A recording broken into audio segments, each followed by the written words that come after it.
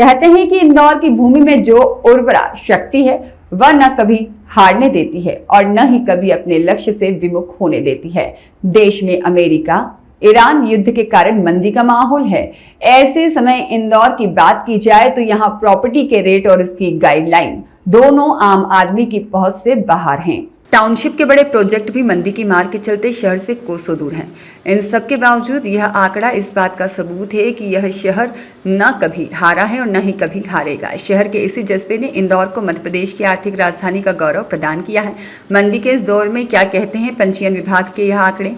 राजस्व का हिसाब, साल कुल राजस्व दस्तावेज पिछला साल 2024-25 2,540 करोड़ 1,84,276 दस्तावेज। इस साल 2025-26 2,743.7 करोड़ 1,91,400 दस्तावेज। मतलब इस साल पिछले साल के मुकाबले करीब 200 करोड़ ज्यादा का रेवेन्यू आया है। डॉक्टर अमरेश नायडू रजिस्टर अधिकारी ने बताया कि इस साल इंदौर प्रदेश में नंबर 1, पूरे मध्य प्रदेश के रजिस्ट्री राजस्व का 21% अकेले इंदौर ने दिया। मार्च में सबसे ज्यादा 31 मार्च 2026 को आखिरी 48 घंटों में ही 100 करोड़ से ज्यादा राजस्व आया, क्योंकि 1 अप्रैल से नई गाइडलाइन में रेट बढ़ गए थे। वहीं इस साल का टारगेट 3,500 करोड़ का था, तो पिछले साल 2,540 करोड़ और इस साल अब तक 2,773.7 करोड़ का राजस्व जमा हुआ है।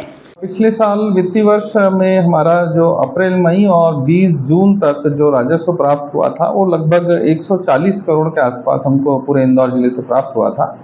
और इस वित्तीय वर्ष में 20 जून तक हमको करीब 165 करोड़ का राजस्व प्राप्त हो चुका है, जो कि पिछले वर्ष से 25 करोड़ अधिक है।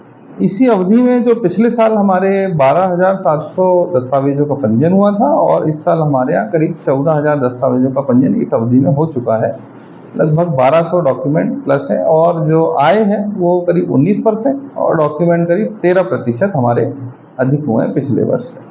आगे सर उम्मीद क्या रहा? जैसा हमने पिछले साल रेवेन्यू जो अर्जित किया था, इस साल जिस हम लोग गति से चल रहे हैं करीब 18 से 19-20% की वृद्धि है। तो अपेक्षा करते हैं कि जो शासन द्वारा हमको 3,500 करोड़ का राजस्व लक्ष्य दिया गया है वो निश्चित ही हम प्राप्त कर लेंगे।